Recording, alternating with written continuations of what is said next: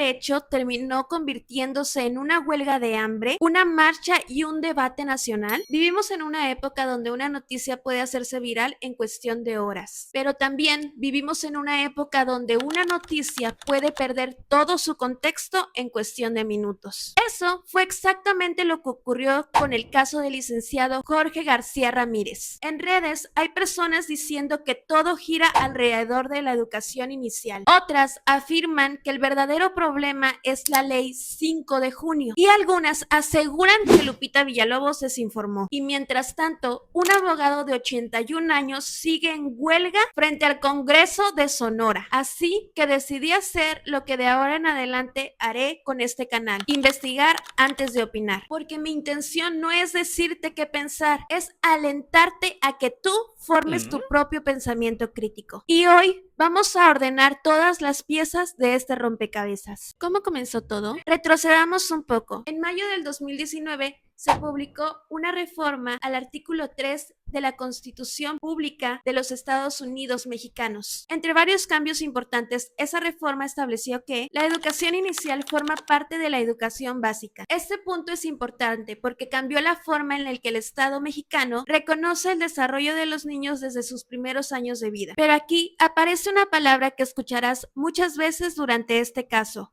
homologación. Muchísima gente escucha esa palabra, pero pocas veces se explica. ¿Qué significa homologar una ley? Homologar no significa copiar una ley exactamente igual. Significa que las leyes estatales sean compatibles con lo que establece la Constitución. Es decir, cuando cambia la Constitución federal, los estados deben revisar si su legislación sigue siendo compatible con ese nuevo marco jurídico. Aquí es donde surge la primera diferencia de opiniones. Cobafam sostiene que Sonora todavía tiene pendientes para armonizar plenamente su legislación con la reforma constitucional. Por otro lado, las autoridades estatales sostienen que el cumplimiento debe analizarse dentro del marco legal y presupuestario vigente. Y aquí es importante decir algo: este desacuerdo a la fecha sigue abierto. No es un tema jurídicamente resuelto. ¿Qué es la educación inicial? Muchas personas escuchan educación inicial e inmediatamente piensan en guarderías, pero no son exactamente lo mismo. La educación inicial comprende la atención educativa de niños y niñas, desde su nacimiento hasta aproximadamente los 3 años de edad. Incluye actividades orientadas al desarrollo del lenguaje, la motricidad, el desarrollo emocional, la socialización y el aprendizaje temprano. Es decir, no solamente busca cuidar a los niños, también busca favorecer su desarrollo durante una de las etapas más importantes de su vida. ¿Por qué la reforma no se aplica inmediatamente? Aquí encontramos uno de los puntos que menos se explica. Aunque la Constitución reconozca un derecho, eso no significa que puede hacerse realidad de un día para otro. La implementación de este tipo de reformas suele ser progresiva. ¿Qué quiere decir eso? Que requiere presupuesto, infraestructura, personal capacitado y programas públicos. Imagina que mañana la Constitución reconociera el derecho al internet gratuito para todas las personas. Eso no significa que pasado mañana ya todas las personas y las casas del país tengan conexión a este internet. Primero, habría que construir una infraestructura. Con la educación inicial ocurre algo parecido. Reconocer un derecho y hacerlo realidad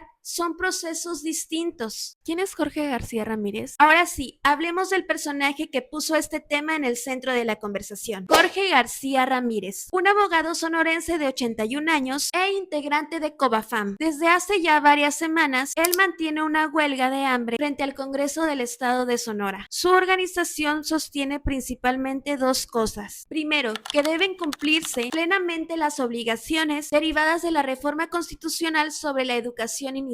Segundo, que existen resoluciones judiciales relacionadas con recursos destinados a centros de educación inicial que deben respetarse. Con el paso de los días, su protesta comenzó a llamar la atención nacional y posteriormente la creadora de contenido, Lupita Villalobos, encabezó una manifestación pacífica para darle visibilidad al caso. Ley 5 de junio. Ahora llegamos al tema que más confusión ha generado: la Ley 5 de junio. Esta ley fue creada en Sonora después del incendio de la guardería ABC, hecho ocurrido el 5 de junio del 2009, una tragedia en la que lamentablemente fallecieron 49 niños. A raíz de este hecho, se endurecieron los requisitos de seguridad para los centros que atienden a la primera infancia. Aquí surge otra diferencia importante entre las posturas. Las autoridades sostienen que cualquier institución que atienda niñas y niños y reciba recursos públicos debe cumplir los requisitos previstos por esta legislación. Por su parte, COBAFAM ha señalado públicamente que sus centros son escuelas de educación inicial y no guarderías, por lo que plantea que su situación jurídica debe analizarse bajo esa perspectiva. Ese es uno de los puntos que forma parte del debate actual. Entonces, ¿por qué parece que todos se contradicen? Porque en realidad estamos viendo varias conversaciones al mismo tiempo. Una conversación habla del derecho constitucional a la educación inicial, otra habla de la homologación de las leyes, otra gira alrededor de la seguridad de las estancias infantiles y otra trata sobre la asignación y fiscalización de recursos públicos. Cuando todo eso se resume en un video corto, es muy fácil pensar que alguien se está contradiciendo o está mintiendo, pero muchas veces simplemente están hablando de diferentes piezas de un mismo rompecabezas. Pero más allá del debate jurídico, también existe una dimensión humana. Jorge García Ramírez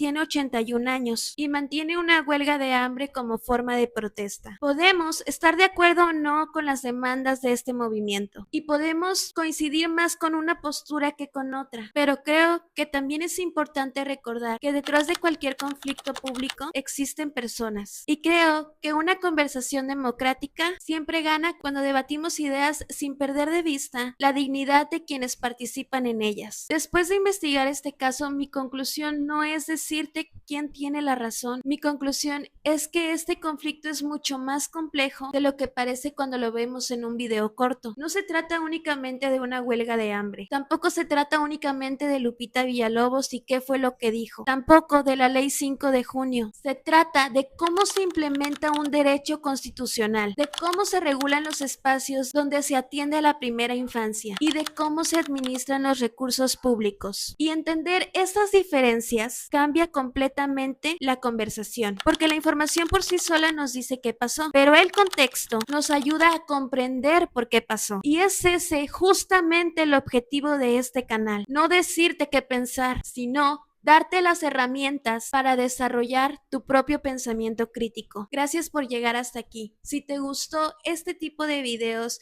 me ayudarías mucho suscribiéndote a este canal y nos vemos en el próximo video.